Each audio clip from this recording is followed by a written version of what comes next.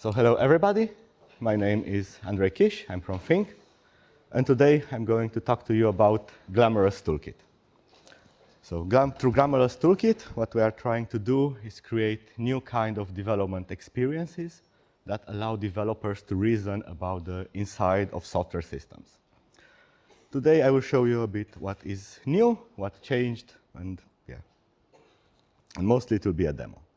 But before, let's start with what we initially did in Glamorous Toolkit. So to make the development experience moldable, our first goal, like a long time ago, was to take the inspector and make it moldable. And by that, what we're meaning is take the inspector and not just have the raw view. So not just show the internal state, but allow every object in the system to have multiple domain-specific views.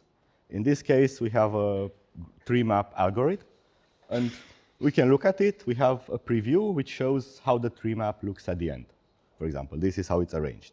This can be interesting. However, what is also interesting are the list of steps this algorithm took. So in this case, the algorithm started with this step, then it did this step, and then it did this step, which was rejected because it didn't fit. So again, this view just shows these steps if that's what is interesting for the user. And then if they want to see more visually the steps, we can also show them like this.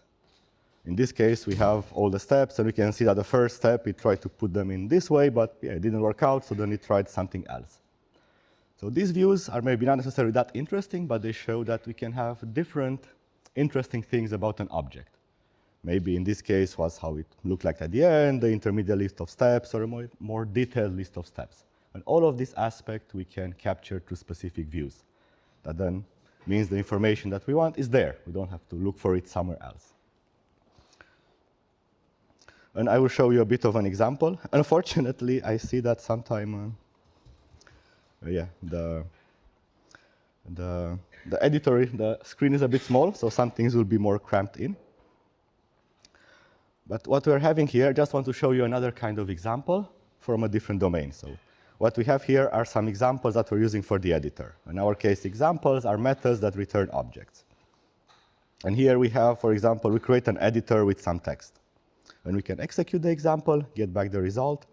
And in this case, we get the editor. So it's an editor, and we get a view. So in this case, this view is quite useful for debugging.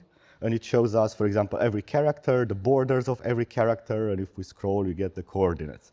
Again, not necessarily interesting for a user, but when we are debugging the editor, it can be quite interesting to see. And then, if I go back, we are having, so this is an example that was building this, and then we had another example that was doing some selection. So it was saying, I want to select from position 2 the word. And then if I execute this, I get again an editor that now highlights the selection. So now I can immediately see, hey, where is the selection? Is it okay? Is it not? I don't have to think that much. So again, the experience can be moldable and adapted to the domain, to what we want to see, not to just the implementation side. So this is what we are doing before. So before, our main focus was on the inspector, and now we started to focus more in the last year also on the editing experience. So not just on how you look at objects, but how you edit or create systems. And for that, I want to do a quick demo. So what we are having here is, so hopefully the internet work. What we are going to do is just do a request to a URL. That's the GitHub API, and get data about the feenk organization. We're going to do a JSON request, and we got the string. We can look at it, but yeah, if it's a JSON, we don't want to look at it. What we want to do is parse it. So now we have here a dictionary. And now, since we have the data, this is a GitHub organization representing feenk. Next step we'd like to do is create a class for this. Maybe have a class that represents this organization, and then have a method that sets this data. So I want to initialize this data, save it as an attribute in the class. So for that, we can start directly here. We could create another snippet, and I could say, I don't know, my organization. New, and maybe I want to say, I don't know, raw data, and give it as a parameter this dictionary. I wrote this, but then, of course, my organization doesn't exist. But now what to do? In this case, we have advices. Does it work? And if I go, it will say, OK, what do you want to do here? And one aspect will say, OK, I want to create this class. So now I could just create the class. So if I select this one, I would get a small widget embedded within the inspector, or in the playground in this case, where I could create the class. In this case, I leave object, and I want to give it a package, maybe demo. And I can do it, and I can save, but now the class has been created. So directly here. I did not have to leave and go to another context in order to create the class. And now it also changed, and now I get another advice, in this case for raw data. It says this message is not implemented, because I'm sending it to this class, and it's not there. So I could do the same. I could come here, and I could say, create this method in this class. And it's going to create it, and now I get an editor here, through which I can edit and create the method. So I just want to say maybe raw data, so have an instance variable that initializes this. And now, again, I get another advice, because now it says, hey, you try to declare a slot, an attribute, and it doesn't exist. What do you want to do? So I could add a slot to the class. And now I can finally save the method. So now what I did directly in a playground snippet was to create a class, a method, and an attribute. So in one single workflow. And in each of these steps, we had little tools. So we had a class editor, a method editor that we could just embed where we wanted to. So now I could finally execute this. And if I execute it, I get back my object. And let's look at raw data. Let's see what's here. So if I look here, it's just data about this organization. But one interesting thing is this, repos URL. So it gives me a way to access the URL, the repositories in this organization. So what I want to do next is just, let's say we want to access this data I was playing before. So we want to get the repositories from this class. So I could start as before. So we had this, I can create a URL. And in this case, it's going to be, maybe I want to do raw data at, and I think it was repos. Let's make this bigger.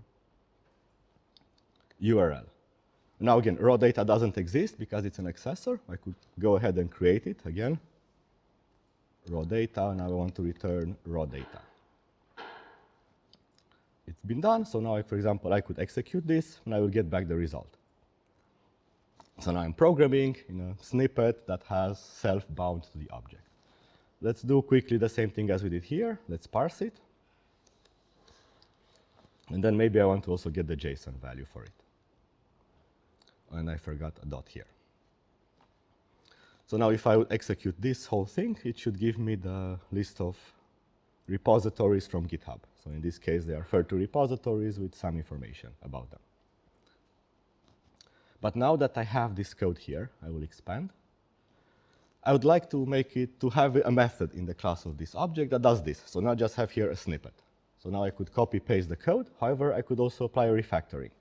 So if I could select this code, let's say I want this to return the repository's URL. I could say extract method. And now it created a class, a method in the class of this object, and I will just give it a name, maybe repos URL. So I can save it. Here it will show me what it's going to do, the refactoring that's going to apply. I can execute it. And now if I go to the class side, I can see that I have my method, repos URL. So I could create it directly here through a refactoring. And now I also want to add this one, create another method. In this case, I will name it maybe, I don't know, repository data. And I would save, I would execute, and now I have this method directly in the class of the object. So like this, we can start playing with snippets, and then as we want, take those snippets and gradually transform them to methods through refactorings, step by step. So now if I will execute this, I get the result. And of course, if let's collapse this, if I will also go here, I could also execute this method here directly, because this self is bound, and then I could do, and I would get the same list of dictionaries. Let's do one more thing. So one thing we notice is that this object doesn't have any view. So we have a way to get the list of repositories, but we don't see it here. If I'm looking here, I just have the raw view. So let's quickly create an extension of in the inspector so that we can get here the list of repositories. Let's just do that. I could go here. I could say I want to create a new method. I will name it gtview, I don't know, repositories for view. I could save, and now I get the editor here. So in order to create an extension in the inspector, I have to add GTView. So if I add GTView, the inspector recognizes this as an extension. When you notice, it also adds here a button. So if it's not, it disappears. If I have an extension, I have more actions that the editor adds. So very quickly, I will do a view, and just display a list for now. Let's call it, repositories, and I want as items, I will take what's in repository data. And let's say that that's all my view. I can save. So now, what do I do? So now, this method normally I should not be able to run because it requires a parameter. However, because the inspector knows that this is a view, it knows how to run it. So that's why it added this extension. So I could actually run this method, even if it requires a parameter, because the extension here knows how to inject that one. And now I will get the actual view to the right. So in some cases, if we know how to run it, we can also offer extensions to run that method. OK, maybe this is not what I want to see. So if I select an object here, maybe I want to find out how is it named. I don't know, full name, let's say. I will take the full name. And now I will say item text, maybe each. And I want each at full name. I could save it, and I could execute it again. And now I have, what did I do wrong?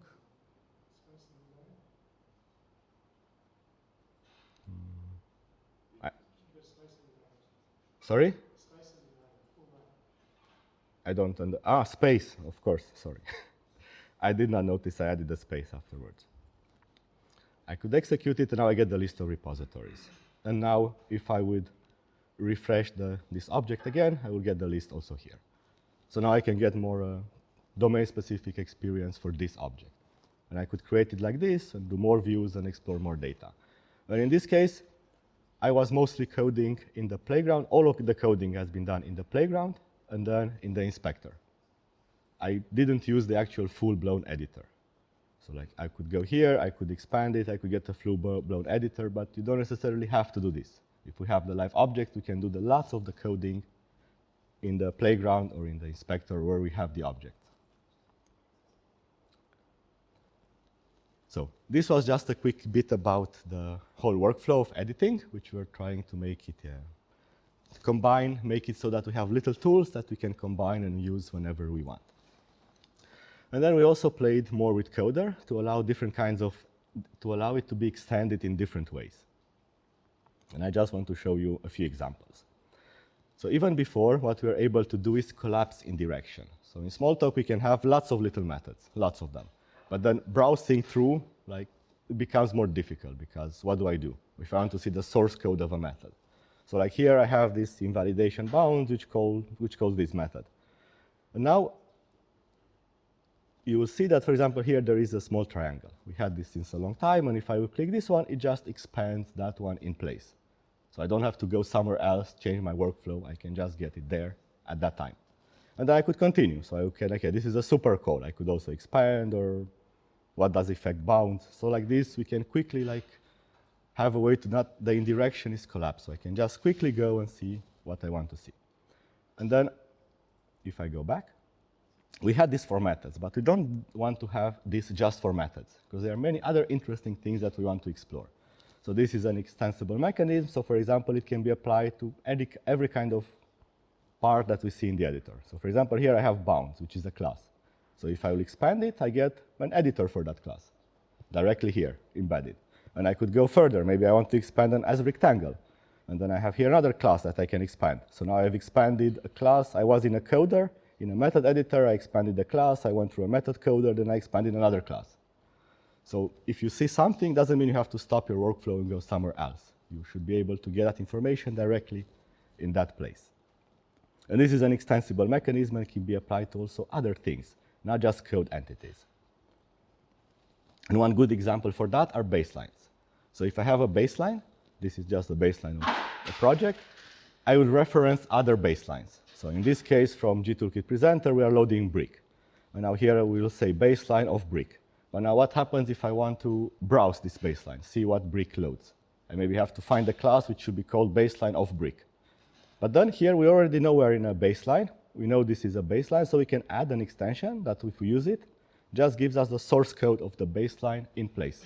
We don't have to go and look for it somewhere else. We can see it right here. And it's the same mechanism as before, as we applied it here to some different type of data. And I could do the same. Maybe I want to see block, I could expand block, and maybe I want to see beacon, I could expand beacon.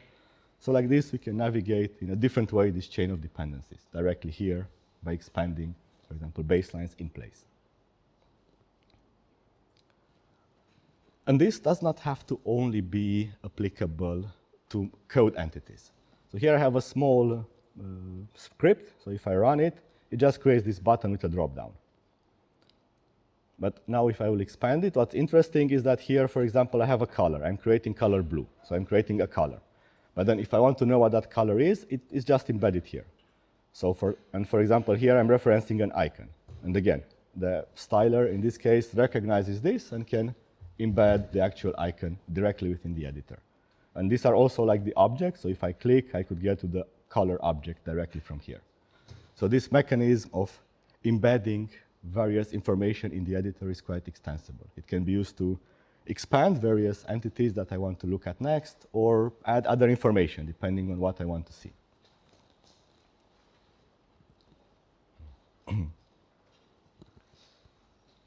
And we saw this also before, but I want to show you again because I like it. So also other things in the editor are extensible. So not just how these expansions are added or how the code, how the syntax changes the code. Like we saw before that this button. So here I have a slide. So actually all the slides that you're seeing are created in GT. We have an API to work with slides. And then whenever I have a slide method, we add GT slide. And whenever we have GT slide, again, the editor is going, there will be an extension that recognizes that and adds a button that allows me to run that slide. If I were to delete the annotation, the button disappears. So there will be no more way this method doesn't have. I don't have to save the method, so it just works on the actual code that I'm editing. But now if I have it, I will get the button, and in this case, I could just execute it. I mean, this is a slide about the Ludo game. But like this, the extensions that can be in the encoder can also be related to actions or various things that you see in encoder.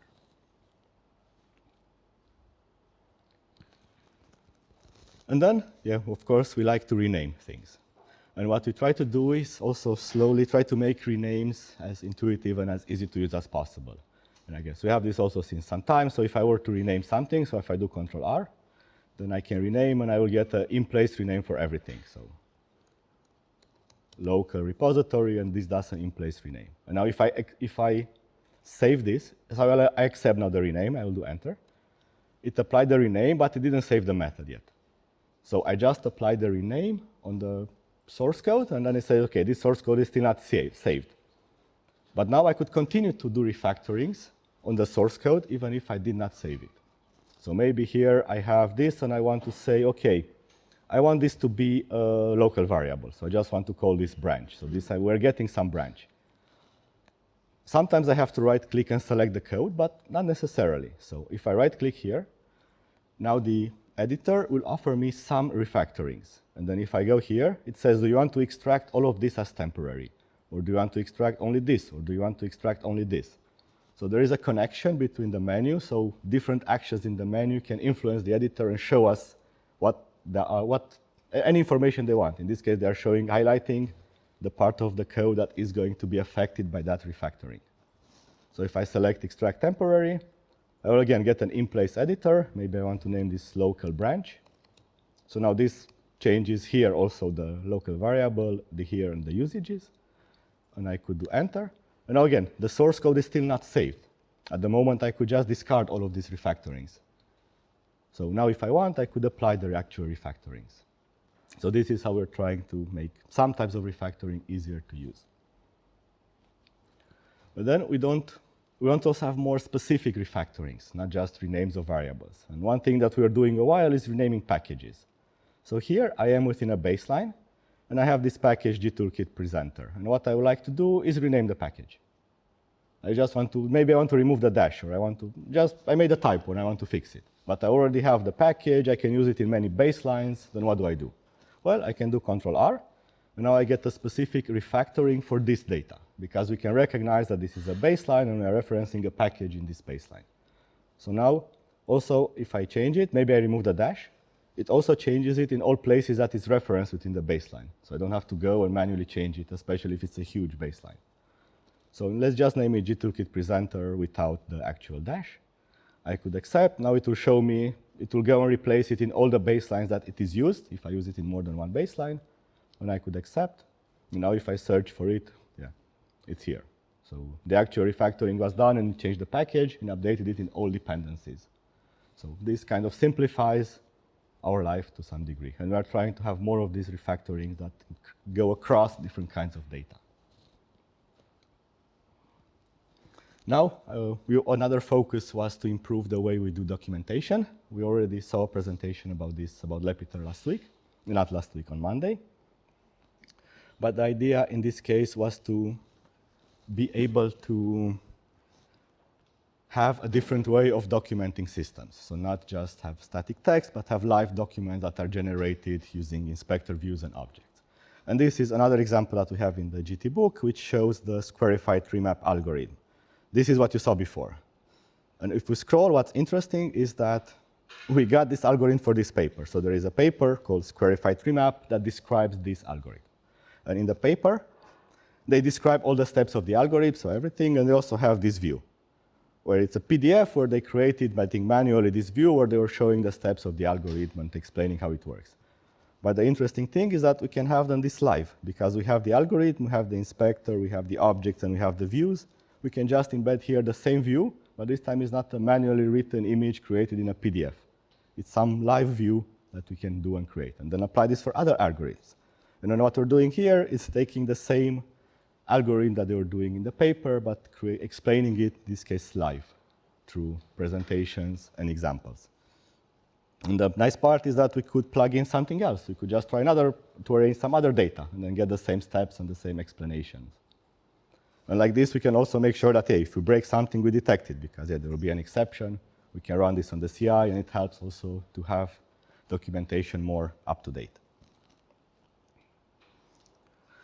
And until now, we are mostly using GT as an ID for Pharo, but we also want to have, as much as possible, GT be a language workbench. So try to use it for other languages, not just Pharo. And to do that, what we are trying to do is take the tools that we have and make them more generic, language agnostic as much as possible. So I will show you a few examples. You already saw this before in the Lepiter presentation. This is our widget for showing the syntax. So we can take a piece of code here, and this is Pharo code, and then I can browse through the actual syntax part of the grammar and then see, for example, this is self, this is super, see how this maps. So this is for Smalltalk syntax. But then we can take this widget and instantiate it for other languages. Here, I'm looking at a file that represents Ruby code. And then we can take the same widget as before and apply it on the Ruby syntax to get an explanation of this syntax for Ruby. So now if somebody wants to learn Ruby, they want to learn the syntax, they could say, okay, this is a Boolean, this is an array, strings, symbols, something else. So like this, we can get, for example, widgets to explain the syntax of various languages, not just one of them. And then, of course, we also care about the runtime. We also saw something like this before, where we try to have the computation not just be done in Pharo, but also connect to other runtimes. So the example here is that there is a simple statistic library in JavaScript that I want to call. So here, what we're doing is just getting the size of each page. So going to each page and getting the size in this knowledge base. And then I have a list of numbers. And then we pass this array to JavaScript, and we get the simple statistics, and we compute the variance. And then this does, and then I get a number. But this number has been get by passing data from Pharo to JavaScript and getting back the result. So like this, we are able to connect to other runtimes. And then connecting is one, but just executing is one. But then what happens if there is an error? So if I execute some JavaScript code, I get the error. What do I do? So let's try that. So here I have some code where we have a debugger statement. And then we call factorial. And then in the factorial, we have another debugger. So if I execute this, now it's too big. Let's make it smaller. What we get is actual JavaScript debugger. So now we are actually able to step through the JavaScript code directly from Pharo. So you can see that this is where I was. This is my debugger statement. This is the inspector, various breakpoints that I have. And now I can do actions like step into, step over to JavaScript. So here we're just using the Chrome debugger protocol to connect to a JavaScript process and control its execution. So I can do step into. So now I stepped into this method. Maybe, I don't know, step over. Or I proceeded. Now I shouldn't have. Let's do it again. I could proceed again. And now I have another debugger breakpoint. So we could do all these actions. Let me just put it again, at the JavaScript level to control execution directly from here. And the interesting part is that you see here a tab. So we have an infrastructure for having moldable debugger, so being able to select the debugger based on the runtime. So if I go to GT, you will see it's nothing interesting. So this is just waits for a value. So at a certain point, we call in GT. From GT, we call to JavaScript, and then we wait for a value. But then we're able to have another debugger that shows then what happens then in the JavaScript world and be able to work and debug at that level. And we also have this for Python using the, I think, the Microsoft debugger adapter. Yeah, I should have proceeded. But then we also want to be able to have these extensions at the level of the editor.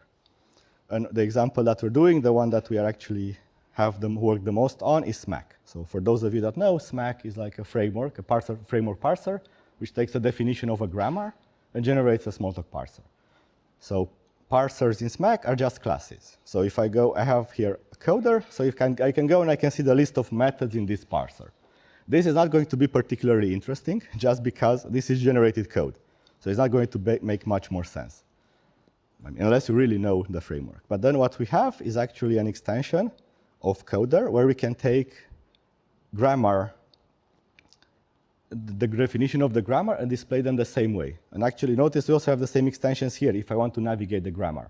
Because in this case I have, let's find something, maybe import. So I have an import statement.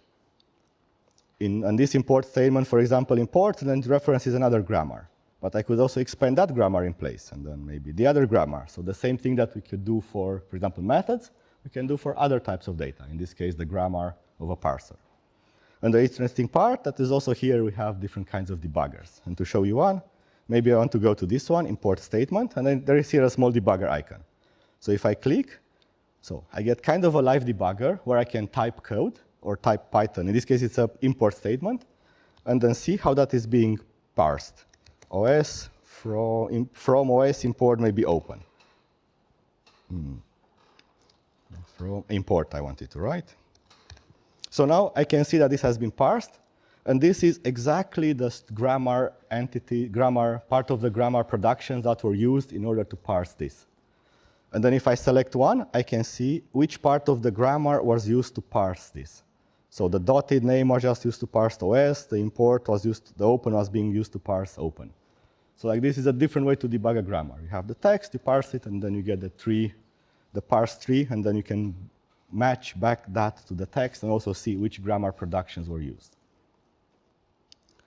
And this was like static, so I have the text, I parse it, but why not have a live debugger? So here I have some Python code, the same one, but it's incomplete.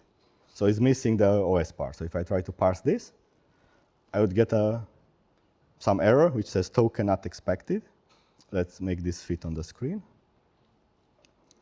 But now, yeah, this is just in the Smack code. So if you really don't know Smack, this will not help you. But then you see that we have a Smack debugger, which now changes the view and shows me the execution at the level of grammar production. So if I go back, I can see it started from a file input, then it was a form. And again, it highlights here in the source code what that production parsed. OS, then it tried import, and then it tried the look ahead, then it tried these productions, and it failed. And then there will be different actions to step to this at the level of the grammar. So step to the next production or do different things. Again, if you know Smack, this makes more sense, but actually John or some people, we use it a lot if we get stuck in parsing. And we could use this one, but again, this one doesn't know, it's not aware. The generic debugger is not aware about Smack. So it's harder to use. And then next, I just want to show you a few other tools that we added in GT, just to get an idea what's new. And then we finally have full-blown Git support. So for that, this is based on mostly the libgit and iceberg. that it mostly adds a different kind of interface on top of it. So this is just the list of repositories, and I could select a repository and actually change this before. I maybe shouldn't have, but doesn't matter. So we get the list of repositories, can select a repository, we can see commits, and then okay, we can see some other information, for example, the Lepeter knowledge bases that are in this repository or the baselines. And now let's do some changes. So I will maybe go to this. I just go to a baseline. I just need to do one change so that it's done. And then what I want to do is also go to this Lepeter database. So here I get, in this case, an inspector. And I just want to go here and change it to add a picture snippet. And now I already prepared here a picture. Should be, if I can find it. It should be here in the image. I just added one that's easy to add. But now I will need to, wait a second. We need to do this.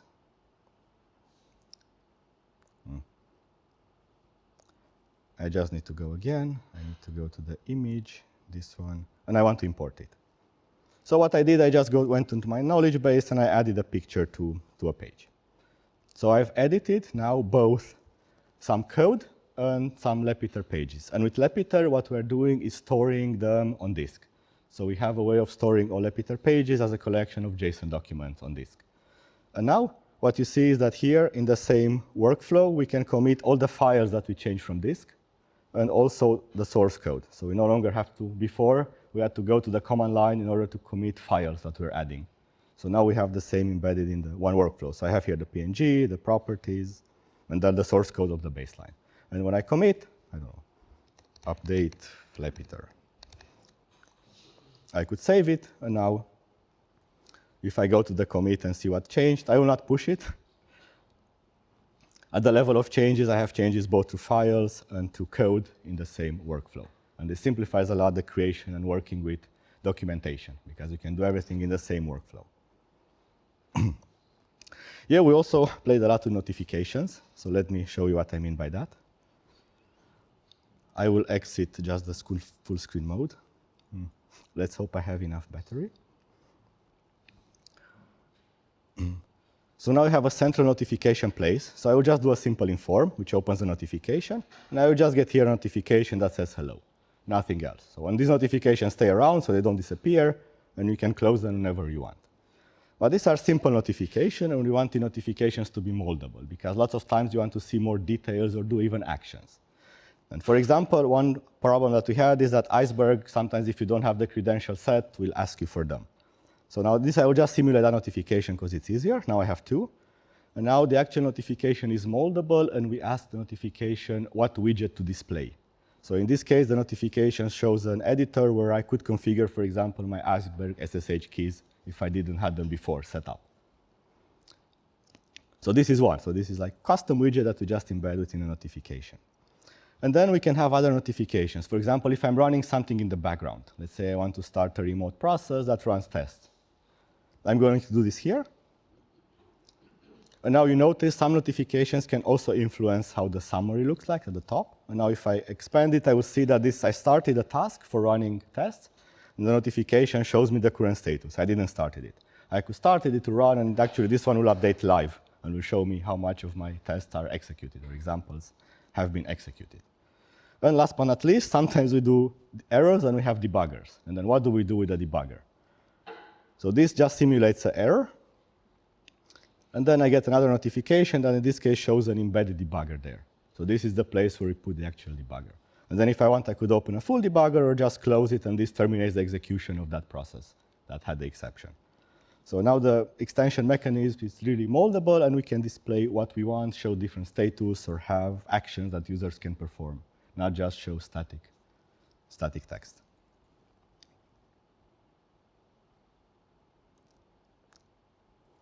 Yeah, what we played also quite a bit was with futures and promises. So what we are trying to avoid is like having GT being slow. And like sometimes we have to work with lots of data, and then what to do. So for that, we focused on trying to do as much as the computation in the background. So starting background processes that do the computation. And for that, yeah, we have a new implementation for futures and promises and for streams that are streams over collection that use lazy computation. I just want to give you a small example, not go into details. I have here a query. So I'm going to say object GT classes match. And if I execute this will not match many things. So not many classes contain object. I perform this, and I will scroll, and yeah, it's OK. But now let's perform another one. So A GT class matches. And what this is going to do is going to search to the source code of all methods for A. So this normally returns lots of results. But if I execute it, I get immediately results. And I could scroll. And if I look at the metrics, this actually updates live based on the stream with how the search is doing now. So in this case, I get some live. And in the meantime, I could do other things in the ID. I don't have to be here. This updates in the background. And this is all done through this new implementation of streams and promises and then futures. We will not wait for it to load. And then again, here I could still scroll because the two are not impacted. So this one just lazily displays what's on the screen. And if I go back, I can still see that this one is executing. So 100,000 or something methods that are currently being searched for. And again, I don't have to wait. I go, and then this computation is stopped. And then, of course, we wanted to be able to inspect the UI. So have a way to reason about the UI. And for that, we have a tool called Driller. And it's a bit like the DOM inspector in a web browser. So if I do Option Control Shift, you will see that now whenever I go over elements, it highlights. So whenever I will click, it's going to open Driller. So Driller is simply, so it's a separate tool that opens in case in the same window or maybe in another window. And if I go over it, I can just, you will see that it highlights on the left the actual element. So it's a way that we can quickly browse to the UI or see elements. And then if I like an element, I, of course, could go into it, find more information about it. Or, this is the transformation matrix of this tab, for example. But this helps a lot to inspect the UI and to navigate through it. And it's very similar to the ones that you can see in the web browser. Then we also wanted to have more performance. And here it's hard to get performance in the UI sometimes. So what we did is we have support now for composition layers at the UI level. So I just want to show you an example of how that looks like. So this is like an element that has 3 children, and it overlays them on top of each other. And each of these children wants to be in its own composition layer. So what that means is that so if we have these 3 children, we can render each of them individually, and then we need to compose them in order to get the final picture. So what we are doing at the moment is that each of these is rendered. So this layer shows actually you can inspect every element and see the composition layer. So this has actually 3. This one, and this one. So each of these is rendered separately in Pharo, and then what we have is we have a different operating system process to which we send these 3 these layers to be composed together. So that part is done in a separate OS, and that somehow makes it faster. We just need to draw, and then we send the others to the other thread, so operating system process, which does the whole composition. And this helps a lot, especially when you have UIs that have shadows or use transparency, because then this whole composition is done in another place, which can be optimized by the GPU, so you don't have to do that many things in the thread that runs the Pharo VM. And it actually works and is now live in GT. The part about the OS thread, that only works right now for Mac and Windows. So for Linux, we will still do the composition in the same thread. So we don't have yet another thread, another operating system thread where we're doing that. And last but not least, we also want to show you something that we are working actively now in order to somehow break away even more for this barrier of having one single process running computation. So we have a framework called Remote Runner, which is you can use to run different kinds of computations. So here, one thing that we're using now a lot is for running examples. So first, if I go to Activity Monitor, I just have one GT image running, the current one. And now, let's say often I want to run examples. So now if I go here, I have my UI for running examples, and it will say, do you want to run them local, or do you want to run them remote? I will just quickly exit the full mode here, because then you will see more. And now, I will say I want to run them remote. And what would happen at this time is that a new Pharo process will be created from this image, tasks will be sent to that, and they will be run in that one. So let's see. So I'm going to run them, should update soon, yeah. So I also got here a notification that, okay, I updated it. I will remove this one that we used before. So I have this notification that it will run, and if I go here, now I have another process. So can be more created. In this case, I just set up one. Can be configured to create as much memory as you need, depending on the size of the current memory or different strategies. But now, yeah, we created this image. We run the examples in that image. But now what happens if let's say I'm editing now code here. So maybe I will do here package 100. So whenever we open a runner, we also start a code sync. So we send all changes to all the workers. So in this case, if I save, this change now has been propagated also to the worker machine. So now if I run the tests, I will still run them remotely, but one should fail now because it was the same version of the code. So now I could fix it again. This change will be, again, propagated to the remote runners, to the worker machines, and if I run, all tests should pass. So this is what we're trying to do to be able to more easily use multiple cores, so by having more worker images and then trying to keep them in sync and then delegate part of the computation to them. And for now, we're just doing this for tests, and this is still a currently active work in progress, but we want to expand this to other things like code searches or dealing even with large models to have the computation in different images.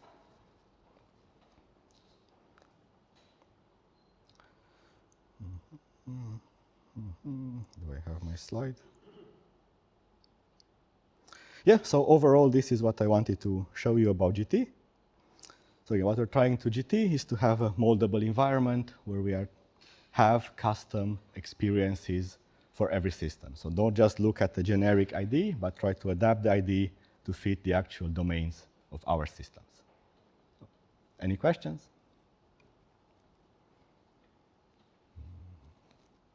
Yeah. If not, yeah, thank you. And then. Yeah.